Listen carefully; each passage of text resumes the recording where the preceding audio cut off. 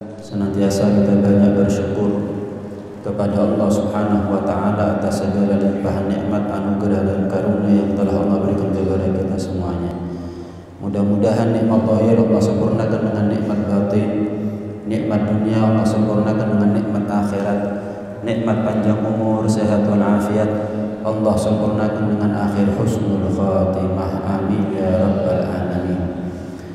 Hadirin hadirat sekalian rahmati Allah, bicara tentang nikmat ini bicara tentang sesuatu yang gak ada batasnya.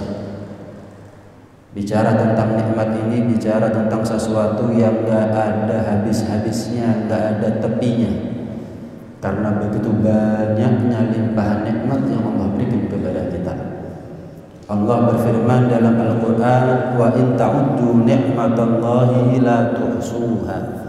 Kita ini kalau mau ngitung nikmatnya Allah, habis umurnya kita, belum habis nikmat Allah kita hitung.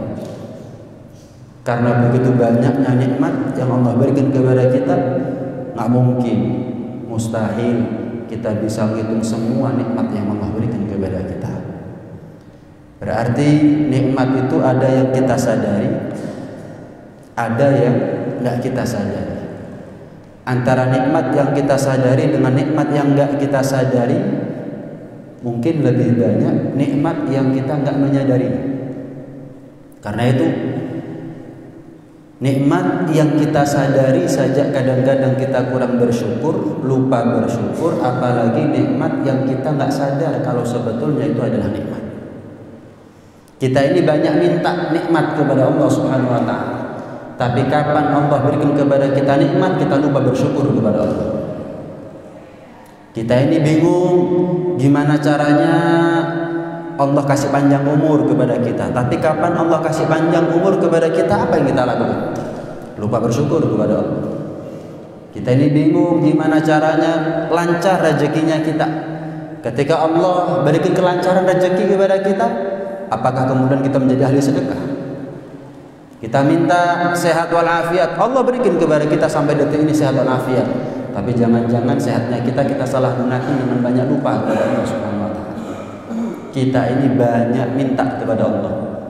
Kita ini bingung gimana caranya kita pantas mendapatkan nikmatnya Allah.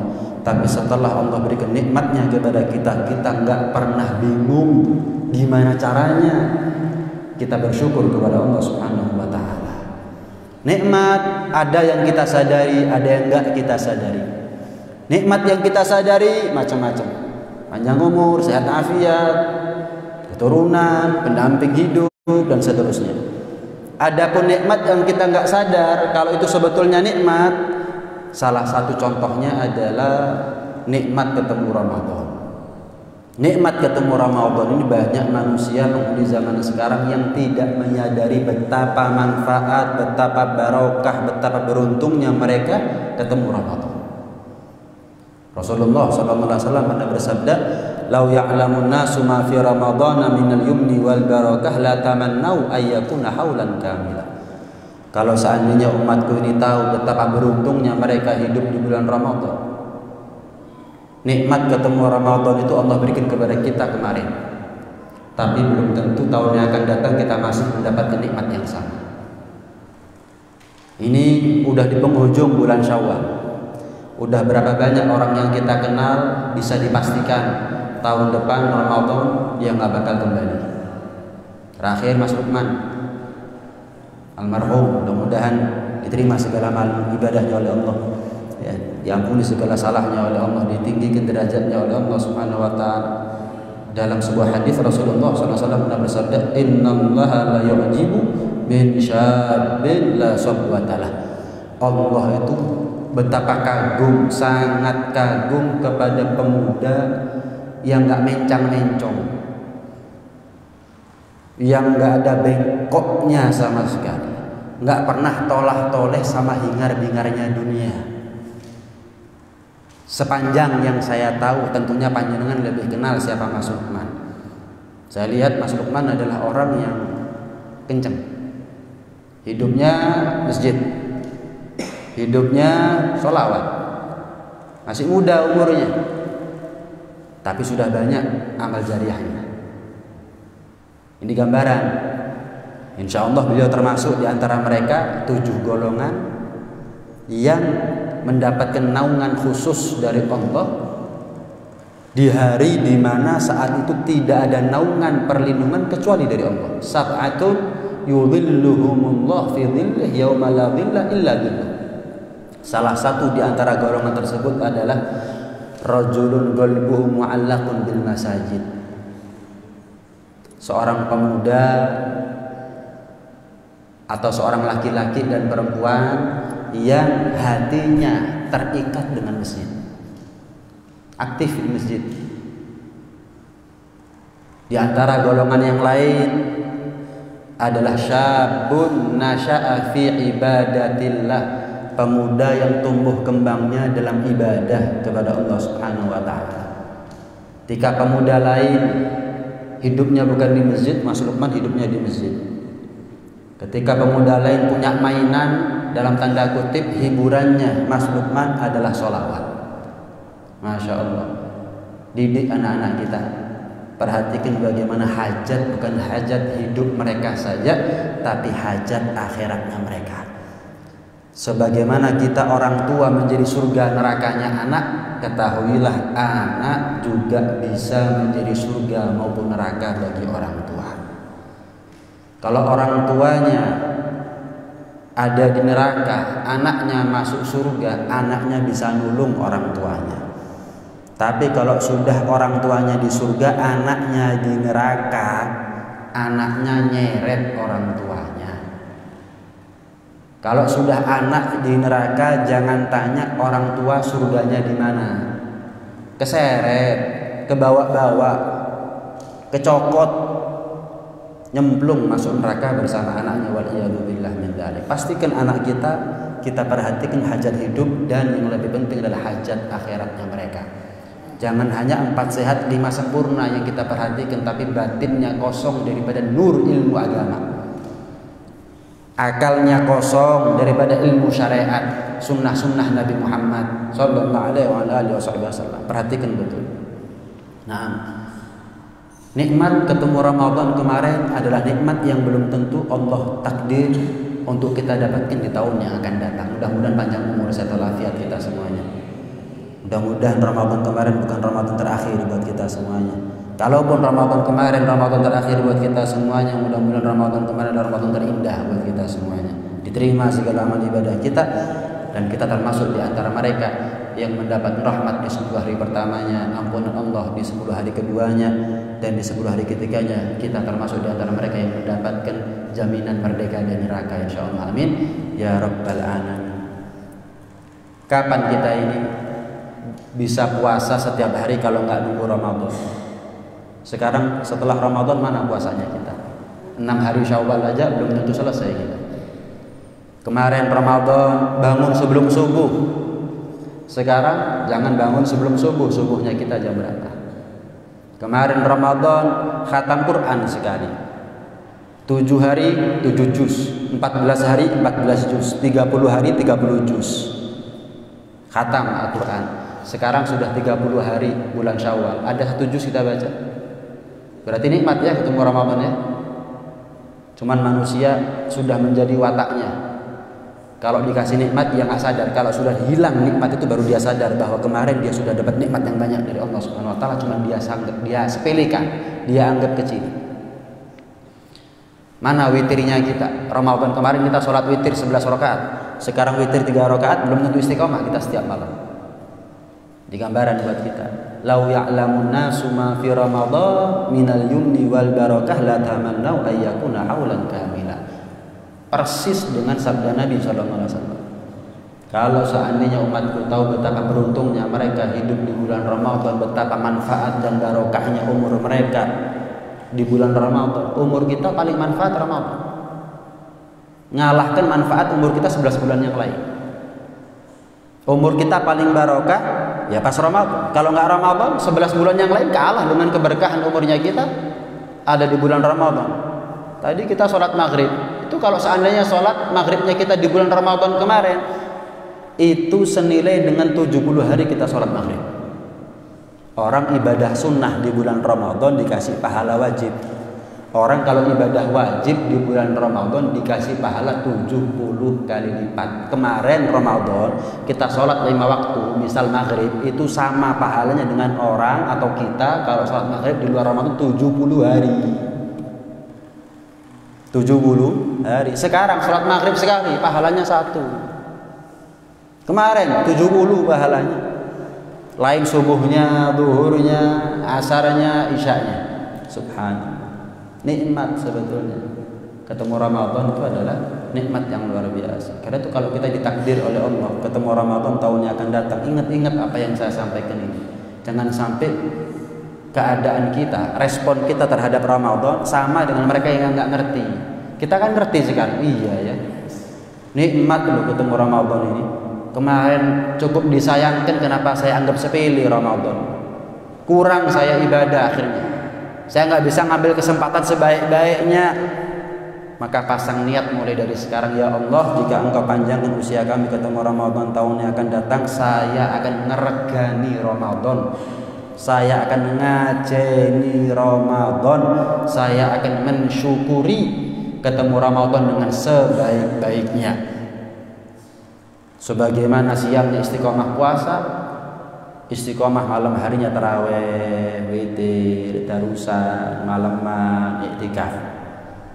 Pasang niat mulai sekarang. Kalau sudah kita pasang niat mulai sekarang, mau ketemu nggak ketemu kita sudah dapat pahalanya. Ketemu Ramadan, tinggal kita wujud nyatakan niatnya kita. Kalau ternyata kita meninggal sebelum Ramadan tahunnya akan datang, niatnya kita sudah sampai kepada Allah. Niyatul mu'min khairun min amali. Niatnya orang yang beriman itu lebih baik daripada amalnya. Amalnya belum kelakon, tapi niatnya sudah sampai duluan kepada Allah Subhanahu wa taala. Apa sih syukur itu? Syukur itu ngajeni nikmat, menghargai nikmat, ngeregani nikmat.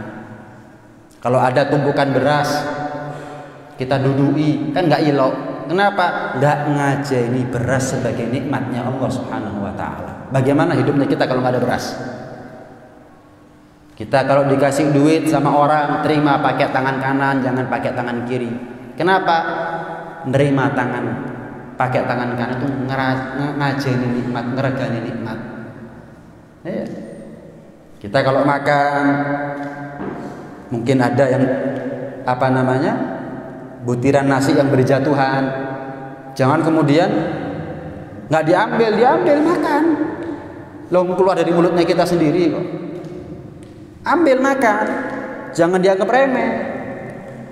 Berapa banyak orang di belahan bumi yang lain, walaupun 5 butir nasi bagi mereka adalah penting, walaupun suap nasi buat mereka adalah penting. Untuk apa? Bertahan hidup. Kalau kita makan kan bukan hanya untuk bertahan hidup, tapi untuk menikmati hidup. Kalau mereka jangan menikmati hidup, bertahan hidup aja susah. Regani, diajeni, ini nikmat dari Allah Subhanahu wa taala. Ini aqua. Kalau kadung dibuka dihabiskan. Jangan malu, mosok disuguhi aqua, misalkan ya, air mineral dibuka, dintekno. Wah, gak enak. Loh, lebih gak enak lagi kalau nggak dihabiskan. Kenapa? Siapa yang minum? Dibuang. Berapa banyak orang di Afrika yang butuh sama seteguk 2 teguk daripada air untuk bertahan hidup. Kalau kita kan bukan hanya untuk bertahan hidup, untuk menikmati hidup. Kita nikmati makanan minuman dengan begitu mudahnya. Kalau mereka susah, diregani dong nikmat itu. Diregani itu penting. Innal mubadzirina kanu ikhwana syayatin. Kita bukan setan, nggak mungkin kita jadi setan, tapi untuk jadi saudaranya setan mungkin kita. Dengan cara apa? Mubadzir. Kenapa mubadzir? Gak ngeregani nikmat. Orang yang boros itu nggak ngeregani nikmat. Dihambur-hamburkan uangnya, berarti dia ngeregani nikmat. Dipakai uangnya untuk sesuatu yang nggak manfaat, berarti nggak ngeregani nikmat. Boros, mubadzir, sama. Dikasih nikmat, disepelekan. Jatuh uangnya, misal koin 500 atau 1000 atau uang kertas nominalnya 2000, isin ngerti dijuku jarno wis daleme 500 1000 2000 jarno, enggak ngeregani nikmat. 2000 itu kalau pas jenengan parkir lupa nggak bawa uang, dompet ketinggalan, masih 2000 nggak nggawa, bingung apa enggak? Ya apa kemana untuk ngeparkir ini? Ayo. Lali Pak, kira-kira terima atau empat diri? Lali gak gawe duit ya. Diperenguti jenengan. Mau gadek bukan gadek no, ngasih jaminan HP yo mikir dalam 2.000 HP jutaan misalnya ratusan ribu. Bingung. 2.000 regano dihargai dong. Ambil bukan karena kita miskin, enggak ngeregani nikmat.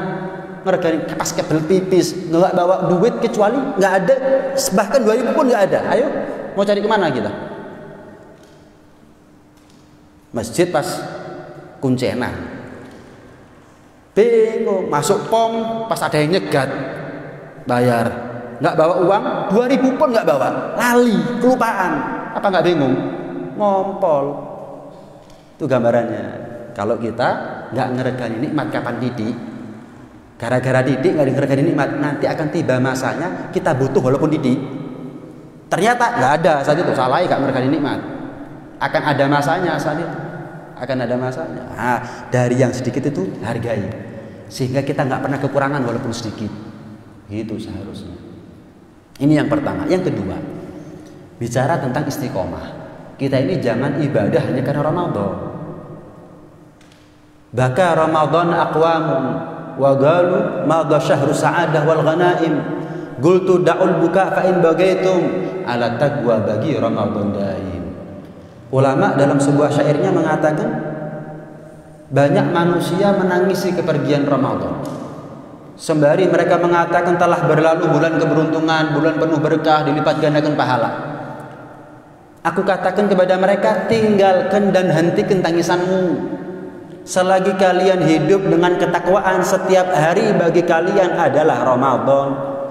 Mau kapanpun bulannya, kapanpun harinya, kalau kita hidup dengan modal ketakwaan, ya setiap hari bagi kita adalah Ramadan. Tapi kalau kita ini bertakwanya cuma pas Ramadan toh, berarti kita nyembah Tuhan, bukan Tuhan Allah namanya, tapi Tuhan namanya Ramadan. Nggak sholat witir kecuali Ramadan, boten maos Quran kecuali Ramadan, boten nate mlebeten masjid kecuali Ramadan, nggak pernah bingung bangun sebelum subuh makmurkan malam-malamnya kecuali Ramadan, nggak pernah puasa kecuali Ramadan, nggak pernah sedekah kecuali Ramadan. Itu namanya Tuhannya dia Ramadan, nyembah Ramadan. Man ya'budu Ramadan fa innahu fat wa man ya'budu rabba Ramadan fa innahu ba. Barang siapa yang nyembah Ramadan, Ramadan itu terbatas oleh waktu, terikat oleh waktu. Hilang Ramadannya, hilang ibadahnya. Tapi barang siapa yang nyembah Tuhannya Ramadan, nggak ada lain kecuali Tuhannya kita juga, Allah Subhanahu wa Ta'ala. Ketahuilah Allah adalah Zat yang maha abadi, yang tidak terikat oleh ruang dan waktu. Maka jangan pernah kita membatasi ibadahnya kita dengan waktu. Allah itu tidak terbatas oleh waktu. Jangan membatasi ibadahnya kita dengan waktu. Maksudnya gimana? Nggak baca Quran kecuali Ramadan, nggak sholat witir kecuali Ramadan, nggak pernah puasa kecuali Ramadan, nggak pernah masuk masjid kecuali Ramadan. Ini namanya membatasi ibadahnya dengan waktu. Kapan Ramadan dong? Allah berfirman dalam Al-Quran, wa'bud rabbaka hatta ya'tiyakal yaqin. Ibadah itu sampai mati. Itu perintahnya Allah itu. Bukan sampai datangnya Ramadan. Makanya orang-orang soleh itu Ramadan nggak Ramadan bagi mereka adalah Ramadan. Malam-malamnya mereka bagi mereka adalah Lailatul Qadar. Hari-harinya mereka adalah Lebaran. Kenapa? Setiap siang mereka puasa, setiap malam mereka qiyamul lail, setiap hari mereka tidak bermaksiat kepada Allah. Contoh, kan beda siangnya Imam Syafi'i sama siangnya kita kan beda. Malamnya Syekh Abdul Qadir Jalili dengan malamnya kita ini kan beda. Hari-harinya orang-orang soleh dengan hari-harinya kita ini kan beda. Kalau kita ini puasanya ketika siang, siangnya Ramadan. Kalau siang selain Ramadan ya nggak puasa. Malamnya kita ini penuh dengan ibadah. Kalau malam-malamnya Ramadan, kalau bukan malam Ramadan kita nggak ibadah. Hanya di Ramadan kita malu, takut, sungkan untuk maksiat. Tapi kalau bukan bulan Ramadan kita nggak malu, nggak takut, nggak sungkan untuk maksiat. Itu beda. Sementara orang-orang soleh Ramadan nggak Ramadan mereka taat. Setiap hari mereka sungkan untuk maksiat, takut untuk maksiat kepada Allah. Beda jauh dengan kita. Kalau kita Ramadan sama nggak Ramadan bedanya jauh. Kalau orang-orang soleh Ramadan sama nggak Ramadan bedanya tipis. Mereka lebih giat daripada selain Ramadan. Tapi Ramadan nggak Ramadan mereka giat. Cuman kalau Ramadan lebih giat. Lah kalau kita ini kan masuk Ramadan memulai, bukan meneruskan, memulai, bukan nambah, tapi mulai dari nol. Seharusnya kan nggak begitu. Kalau orang-orang soleh puasa, mungkin ada yang Senin Kemis, ada yang puasa Daud. Tapi kalau sudah Ramadan setiap hari puasa. Imam Syafi'i itu kalau Ramadan 2 kali khatam Quran. Setiap hari 2 kali khatam Quran. Khatam Ramadan, selesai Ramadan 60 kali khatam Quran. Kalau Ramadan, kalau nggak Ramadan setiap hari sekali khatam Quran. 30 hari sebulan 30 kali khatam Quran. Lah kalau kita kan nggak pernah khatam kecuali Ramadan. Imam Syafi'i enggak, Ramadan nggak Ramadan khatam. Cuman kalau sudah Ramadan sehari yang sekali jadi 2 kali. Imam Hanafi lebih hebat lagi. Ramadan 4 kali khatam Quran setiap hari. Selesai Ramadan 120 kali khatam Quran. Kalau nggak Ramadan 2 kali khatam Quran setiap hari. 60 kali sebulan sekali. Nah kalau kita nggak pernah khatam Quran kecuali Ramadan. Mereka sholat witirnya, jangan sholat witir yang sunnah muakkadah. Sholat sunnah yang ghair muakkadah mereka jaga. Sholat rawatib apapun itu mereka jaga orang-orang soleh. Lah kalau kita nggak pernah witiran kecuali Ramadan tok. Badahal witir itu sunnah muakkadah. Sholat witir itu bukan hanya sunnah Ramadan tok. Kalau nggak Ramadan nggak sunnah sholat witir. Kalau taraweh iya, nggak ada taraweh di luar Ramadan. Tapi kalau witir Ramadan nggak Ramadan, Ramadan nggak Ramadan witiran seharusnya kita ini. Dalam sebuah hadis Rasulullah SAW bersabda, al-witru haq. Faman lam yutir falaysa minna. Witir itu hak. Barang siapa kata Nabi yang enggak sholat witir, aku coret dari umatku. Aku coret dari umat, enggak aku akui sebagai umatku. Nah, dari hadis ini mazhab Hanafi berpendapat sholat witir itu hukumnya wajib. Minimal setiap malam 3 rakaat. Boleh 1 rakaat tapi jangan setiap hari. Makruh hukumnya kalau setiap hari kita sholat 1 rakaat, witir 1 rakaat setiap hari, makruh. Minimal 3 rakaat lah. Ramadan kita sanggup kok 11 rakaat. Lah maksud 3 rakaat kok kita nggak sanggup. Wajib dalam mazhab Hanafi. Kenapa ada ancaman dari Nabi? Diancam blacklist, dari dicoret daripada umatnya Nabi. Nah, kita mazhabnya Syafi'i. Kalau mazhab Syafi'i bukan wajib tapi sunnah muakkadah. Apa sunnah muakkadah itu? Sunnah yang tidak pernah ditinggalkan sama Nabi. Mau dalam keadaan sakit, mau dalam keadaan perang, mau dalam keadaan musafir, Rasulullah nggak pernah ninggalkan witir. Ada 3 hal bagi Nabi wajib, bagi kita sunnah. Salah satunya adalah witir, bagi Nabi wajib. Makanya nggak pernah ninggalkan Nabi. Cuman buat kita dihukumi sunnah. Siwak juga begitu. Siwak bagi Nabi wajib. Nabi nggak pernah ninggalkan siwak. Semarap siwak ya. Yang ini siwak nih. Nah ini siwak. Mau baca Quran, mau masuk masjid, mau sholat wajib, sholat sunnah, pakai siwaknya. Ini bagi Nabi wajib, buat kita sunnah. Karena Nabi nggak pernah ninggalkan seumur hidupnya, sampai meninggalnya pun disiwaki sama Siti Aisyah. Termasuk faedahnya orang biar gampang nazak atau sakratul mautnya disiwaki. Rasulullah SAW sebelum meninggal minta tolong. Jadi Rasul sudah nggak kuat ngomong. Sampai Siti Aisyah itu mendekatkan telinga mulia beliau kepada bibir mulia Rasulullah SAW. Nggak dengar. Rasulullah minta siwak ternyata. Akhirnya dikasih siwak. Nggak lama kemudian meninggal Rasulullah SAW. Kalau Rasulullah nggak pakai siwak pun tenang meninggalnya, enteng. Nah kalau kita, siwak ini buat Nabi wajib, buat kita sunnah. Tahajud buat Nabi wajib. Nabi nggak pernah ninggalkan tahajud, buat kita sunnah. Karena Nabi nggak pernah ninggalkan tahajud, tahajud menjadi sunnah muakkadah buat kita sebagai umat Nabi Muhammad sallallahu alaihi wasallam. Ayo istiqomah. Istiqomah itu menyempurnakan kebaikan.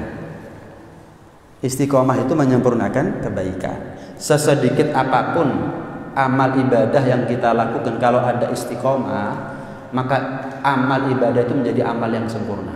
Sebanyak apapun amal ibadah yang kita lakukan, kalau nggak ada istiqomah, maka amal ibadah itu menjadi amal yang aib, amal yang celah, amal yang cacat, nggak sempurna. Titik tapi bendino itu sempurna. Akeh tapi pedot tengah dalan, nggak baik. Bicara istiqomah itu bukan bicara banyak, tapi bicara sering sampai menjadi kebiasaan hidup, itu istiqomah. Jangan tertipu. Bicara istiqomah bukan bicara banyak, enggak. Istiqomah bukan di situ. Istiqomah itu sering ngelakoni sampai jadi kebiasaan. Orang-orang soleh itu saking istiqomahnya mereka, kalau pernah satu malam ketiduran nggak tahajud, itu malam paginya subuh tuh nangis, kepikirannya kelendas. Dosa apa saya? Kok bisa? Saya ini pedot dari tahajud setelah sekian tahun saya istiqomah setiap malam tahajud. Dosa apa aku? Kayak beliau ini melakukan satu dosa. Kalau kita jangan ketinggalan tahajud, ketinggalan subuh, kita nggak pernah kepikiran. Ya apa sing keturun? Mari. Nggak pernah kemudian kita tanya, kok iso ya bendino ketinggalan subuh, dosaku apa? Nggak pernah tanya kita. Orang soleh jangan ninggalkan yang wajib, ninggalkan yang sunat untuk pikiran. Dosa apa aku? Kok sampai ketinggalan tahajud? Ketiduran, nggak bangun kecuali adzan subuh. Dosa apa? Nah kalau kita subuh jam 8 kan, suapi beb. Fulan jam 10 tambahan. Nggak pernah koreksi diri.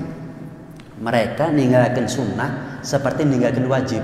Kalau kita ninggalkan wajib, kayak nggak ninggalkan apa-apa. Jauh bedanya itu, jauh antara kita sama aulia, sama orang-orang soleh para ulama. Jauh bedanya. Kun ibadan rabbaniyan la ramadhaniyan. Kata ulama, jadilah kita ini hamba-hamba yang rabbani, jangan jadi hamba yang ramadhani.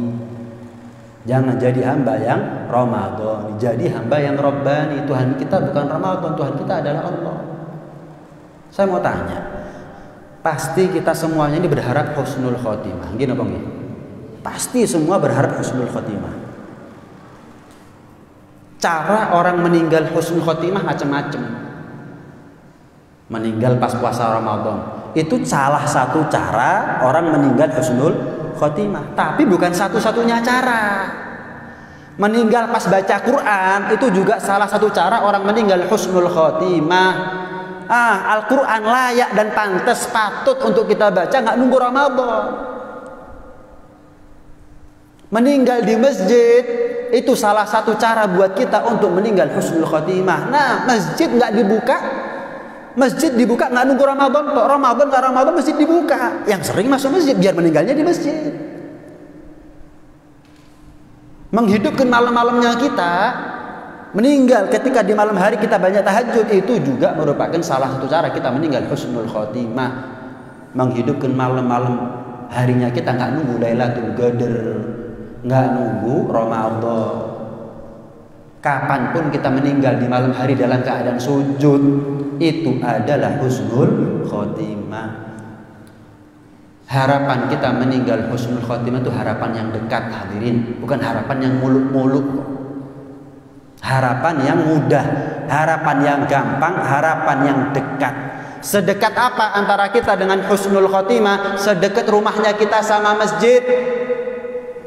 Saya mau tanya, panjenengan punya rumah, coba jenengan pikir, rumahnya jenengan ke masjid sama ke tempat hiburan, lebih dekat kemana?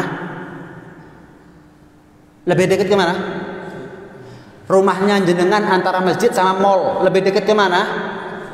Ini anak muda, rumahnya jenengan antara masjid sama stadion, lebih dekat kemana? Kok gak ono arek mati di masjid, apa ceritanya? Mau jadi nang masjid. Maaf, rumahnya jenengan antara masjid sama embong. Gak usah mall, stadion, diskotik, enggak, embong. Lebih dekat kemana? Kok akeh sing tidak embong gak harus masjid. Padahal lu cidik nang masjid. Sedekat itu berarti kita antara kita dengan husnul khotimah. Cuman kita yang menjauh dari masjid, berarti kita yang menjauh dari husnul khotimah. Saya mau tanya, masjid bisa gerak? Gak bisa ya. Husnul khotimah juga gak pernah kemana-mana. Cuman kita yang gerak, kita yang kemana-mana, tapi nggak pernah menuju ke masjid, tapi menjauhi masjid. Berarti kalau ada orang meninggal dalam keadaan suul khotimah, yang salah siapa? Salah dewi. Saya mau tanya, siapa rumahnya jenengan yang nggak punya Al-Quran? Coba ngacung, tak tukokno satu Al-Quran aja. Karena saya yakin pasti rumahnya panjenengan punya Al-Quran. Bahkan kadang-kadang lebih dari satu Al-Qurannya panjenengan, tapi nggak satu pun penghuni rumah yang baca. 5 kepala, 5 Al-Quran, 1 nggak ada yang baca. Berarti sebagaimana Al-Quran bisa kita baca kapanpun, nggak nunggu keluar rumah, di dalam rumah kita bisa baca Al-Quran. Berarti nggak nunggu keluar rumah kita untuk bisa husnul khotimah. Walaupun di rumah kapanpun kita bisa husnul khotimah. Ya Pak. Berarti kapanpun, nggak perlu keluar rumah, di dalam rumah kita bisa husnul khotimah. Kuncinya apa? Istiqomah lagi. Bukan tepak-tepakan husnul khotimah itu. Ya mutun ma'u ala ma'asya alaih. Seseorang itu mati sesuai dengan kebiasaan hidup. Namanya kebiasaan hidup ya sering, istiqomah, telaten, ngelakoni, ya itu. Bukan tepak-tepakan, BE tambah Quran pas mati. Bukan. Semudah apa kita mendapatkan husnul khotimah? Semudah mulut kita ini berzikir kepada Allah. Gampang nama boten? Gampil nama boten? Gampang. Astagfirullah, astagfirullah, astagfirullah, astagfirullah. Keluar keringat enggak? Ngotokno duit nggih boten? Gampang. Sallallahu alaihi Muhammad, sallallahu alaihi wasallam, sallallahu alaihi Muhammad. Semudah itu. Sebagaimana mulut kita ini nggak pernah pindah dari muka, kemanapun kita berada pasti mulut nempel di muka, nggak pernah ketinggalan. Berarti kemanapun kaki melangkah kita punya kesempatan yang dekat dan mudah untuk husnul khotimah. Tapi permasalahannya kan kita bukan ke masjid, ke pasar, ke mall, cuci mata di embong, nonton bola di stadion, maksiat di diskotik. Itu masalahnya. Masalahnya kan yang kita buka bukan Al-Quran, WhatsApp, TikTok, HP terus. Masalahnya kan yang keluar dari lisan kita ini bukan zikir, bukan istighfar, bukan sholawat, mesu, kadang-kadang rasan-rasan, kadang-kadang. Ya akhirnya kita menjauh dari husnul khotimah dong. Kita menjauh dari harapannya kita tanpa kita sadari kita sendiri yang menggagalkan cita-citanya kita. Kapan kita punya keinginan husnul khotimah?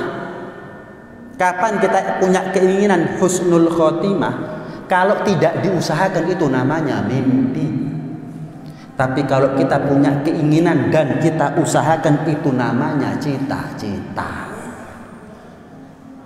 Semua kepingin husnul khotimah, tapi beda antara yang mimpi husnul khotimah sama yang bercita-cita husnul khotimah.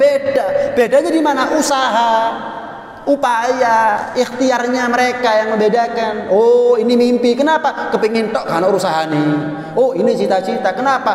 Rakoso, mengupayakan total untuk gimana caranya impian dia husnul khotimah kedaden, ditakdir sama Allah Subhanahu wa taala. Saya kasih gambaran. Kadang-kadang kita ngelihat ada orang renovasi rumah. Loh, fulan renovasi rumah. Aslinya aku iso loh renovasi rumah. Wah, kita berdoa dan berusaha agar kita punya rumah bagus. Ketika kita ngelihat ada orang punya mobil bagus, wah, kalau dia bisa punya mobil bagus, sebetulnya saya juga bisa punya mobil bagus. Terus apa yang kita lakukan? Nabung sebagai usaha, doa sebagai ikhtiar antara kita sama Allah. Doa dan usaha dalam urusan dunia. Tapi dalam urusan akhirat kita ngelihat ada fulan meninggal ketika di masjid. Kita cuman kepingin tok tapi nggak usaha. Kepingin hasilnya aku meninggal di masjid tapi nggak tahu nang masjid. Kalau urusan dunia doa dan usaha. Tapi kalau urusan mati husnul khotimah kepingin tok, dungot tok. Nggak ada usahanya sama sekali. Melihat ada orang meninggal dalam keadaan ya, baca Quran, sujud persis di atasnya Al-Quran. Meninggal dingkluk persis di atasnya Al-Quran. Waduh, enak pingin aku. Mana usahanya? Baca Quran setelah itu. Meninggal dalam keadaan tangan masih muter tasbih. Berarti terakhir yang dia lakukan adalah zikir, mungkin istighfar, mungkin sholawat, mungkin la ilaha illallah dan seterusnya. Maka akhiru kalamihi la ilaha illallah dakhala jannah. Orang yang akhir ucapannya adalah la ilaha illallah masuk surga, kata Nabi. Kepingin saya meninggal dalam keadaan tasbih, tapi nggak pernah bawa tasbih kemana-mana. HP, ya kalau bawa HP nggak ada masalah. Yang penting bawa tasbih juga sebagai alternatif ketika kita nganggur untuk berzikir kepada Allah. Jadi kalau urusan dunia kita selalu berdoa dan berusaha, tapi urusan akhirat kita cuma ndonga tok ora ono usahane. Padahal kita sepakat suruh milih dunia apa akhirat, pasti kita milih usahanya kemana? Dunia. Kepinginnya kemana? Akhirat. Ketemu nggak kira-kira? Ini pentingnya ngaji. Oh iya ya. Oh iya ya. Kita ini nggak nunggu sakit perlu ke dokter. Untuk apa? Check up. Bisa diidentifikasi sedini mungkin kalau memang kita punya penyakit. Sama dengan orang punya penyakit batin. Kok malas ibadah, kok gampang maksiat, itu penyakit batin. Jangan nunggu sekarat baru bingung sama pengajian, telat, ketap-ketip tok isoni. Gak iso. Mumpung kita masih dikasih panjang umur, sehat walafiat, segera datang pengajian. Tujuannya apa? Sedini mungkin kita identifikasi apa yang perlu kita bersihkan dan kita sembuhkan dari penyakit hati. Mumpung panjang umur, sehat walafiat. Lah kalau sudah sakit yang parah, maaf, jadi kembangnya kasur, baru bingung pengajian, mau kemana? Mau kemana? Gak bisa, ke kamar mandi aja butuh bantuan sama orang lain. Telat, jangan nunggu begitu. Jangan nunggu kita sudah nggak bisa apa-apa baru nyari tasbih, baru nyari Al-Quran, baru bingung arah kiblat kemana, nyari sajadah, bingung sholat. Telat. Bukan telat total, maksud saya kenapa nggak dari dulu? Kalau coba dari dulu, kita punya kesempatan lebih. Nah, seperti sekarang ini, kita panjang umur iya, sehat afiat iya, insya Allah lancar rezeki iya. Nah, sedini mungkin kita identifikasi apa yang menjadi penyakit hatinya kita. Semakin cepat kita tahu apa penyakitnya kita, semakin besar kemungkinan untuk sembuh. Hati kita baik, selamat akhiratnya kita. Yauma la yanfa'u malun wala banuna illa man atallaha biqalbin salim. Hari akhirat itu hari di mana nggak manfaat hartanya kita, nggak manfaat anaknya kita, kecuali mereka yang datang dengan membawa hati yang selamat. Kita kan bingungnya 4 sehat 5 sempurna tok. Lah hati ini lebih penting. Kenapa? Kalau sehat apapun kita mati, sekaya apapun kita mati. Bukan berarti orang kalau sehat itu panjang umur, kalau sakit mati. Kadang-kadang yang sehat seger buker mati, yang di rumah sakit seminggu ya nggak mati-mati. Kadang-kadang yang kaya hartanya melimpah, tabrakan mati mendadak. Yang miskin, yang sederhana, yang pas-pasan hidupnya bertahun-tahun masih panjang umur, nggak menentukan sehatnya kita. Tapi nanti di akhirat beda. Kalau nanti ada di akhirat, yang menentukan bukan kekayaan kita, sehatnya kita. Nih, kaya hati nggak kita? Nih, hati kita sehat nggak? Urusan dunia, satu di antara dua, kita yang meninggalkan dunia duluan atau dunia meninggalkan kita duluan. Orangnya ada, dunianya nggak punya. Atau dunianya ada, yang punya udah nggak ada. Satu di antara dua itu nggak ada. Kemanapun kita berada, walaupun pindah alam, dunia ikut pindah alam. Kita masuk kubur, dunianya ikut kubur. Nggak ada. Nggak ada. Ketika hidup, pakaiannya mewah. Kapan mati? Kafan. Masih sugih wong, tetap kafan. Ketika hidup kendaraannya mahal. Ketika mati keranda. Paling api ambulan. Ketika hidup relasinya orang-orang top, pejabat-pejabat, presiden, raja, menteri, kenal semuanya. Kapan mati cacing tanah, kecoa. Siapapun kenalan dia ketika dia hidup, tetap ujung-ujungnya cacing tanah, kecoa. Selesai. Itu dunia. Tapi kalau bicara keberuntungan batin, Matinya dia adalah awal dari kenikmatan. Sekaya-kayanya orang, kalau nggak dapat hidayah dari Allah, matinya dia adalah akhir dari kenikmatan dan awal dari kesengsaraan. Semiskin-miskinnya orang, kalau dia dapat hidayah, maka matinya dia adalah awal dari kesengsaraan, awal dari kenikmatan selama-lamanya. Beruntung-beruntungnya orang, dia kaya dan dapat hidayah. Uripi seneng, mati ini seneng. Rugi-ruginya orang, sudah miskin, melarat, urip susah, gak dapat hidayah, mati ini ngenes, dibangkitkan juga dalam keadaan ngenes. Apa yang mau dicari? Itu dunia. Itu dunia. Udah, bukan waktunya kita ini berharap dengan dunia. Para nabi itu adalah orang yang paling pantas untuk menjadi orang yang sukses dalam urusan dunia. Kenapa? Kalau nabi itu kaya pasti manfaat. Nabi itu kaya pasti amanat. Nah, kalau kita ini belum tentu, maaf, kita ini hidup susah aja banyak maksiat, gimana kalau kita kaya? Belum tentu. Saya cewek laku soge jari ini dewe. Kan belum tentu. Mungkin karena susah, makanya kita jarang maksiat. Lihat orang-orang yang lebih kaya dari kita, mungkin mereka hidupnya maksiat toh.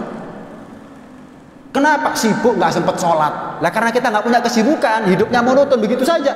Kita punya kesempatan untuk sholat. Perlu disyukuri sebetulnya keadaan kita di dunia ini.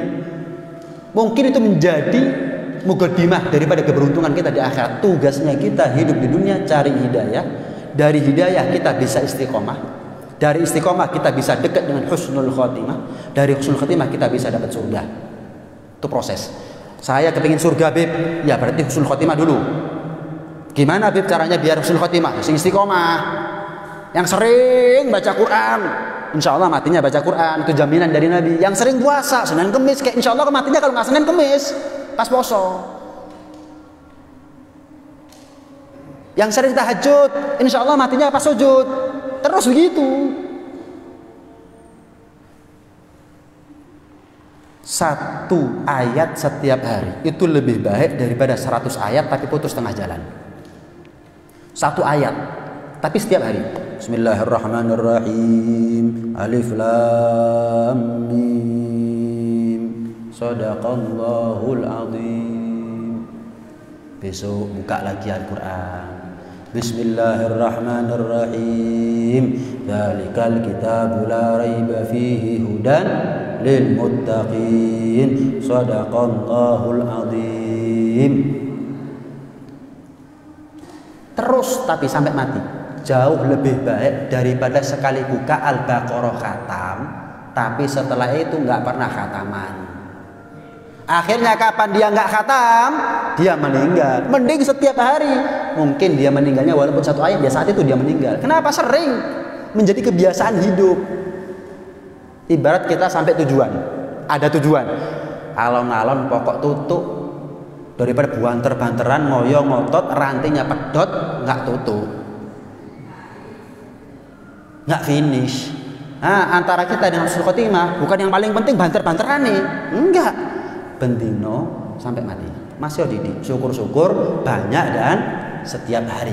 Kalaupun nggak bisa, yang paling penting adalah sedikit tapi istiqomah. Apa tip istiqomah itu? Kalau gampang namanya istirahat, itu gampang.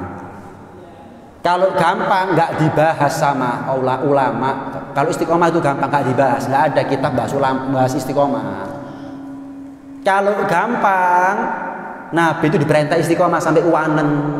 Nabi ini kapan Nabi nggak istiqomah itu? Nabi diperintah sama Allah fastaqim kama umirta, uwanen. Kalau kita kan nunggu banyak utang baru uwanen.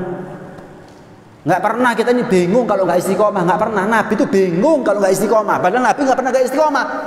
Uwanen sampean. Bayangkan.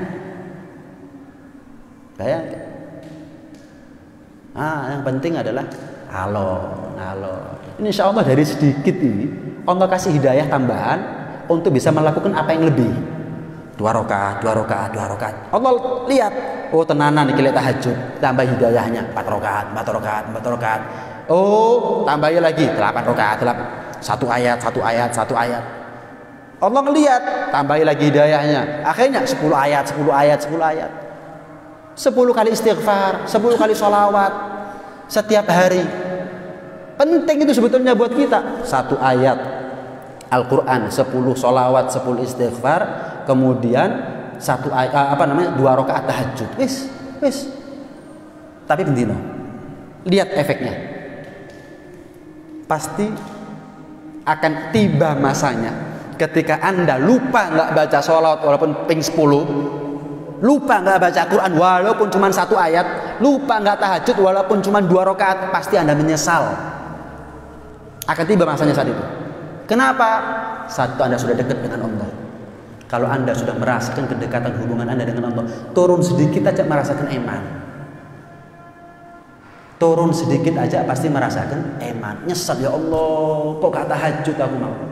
Ya Allah, saking sibuknya saya kok 1 Al-Quran 1 ayat gak saya baca, 10 kali sholat istighfar kok saya baca, kelupaan, kok iso lali. Nyesel.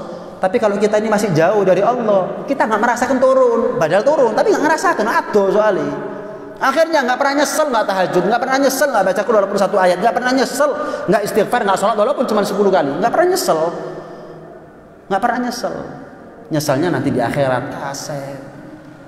Kalau aulia, orang-orang soleh, nyeselnya ketika di dunia, sehingga mereka merasa punya kesempatan, ditutup penyesalan mereka dengan peningkatan ibadah, peningkatan iman, peningkatan ketakwaan. Ini menjadi penting hadirat sekalian Allah Subhanahu wa taala. Disinilah pentingnya hidayah.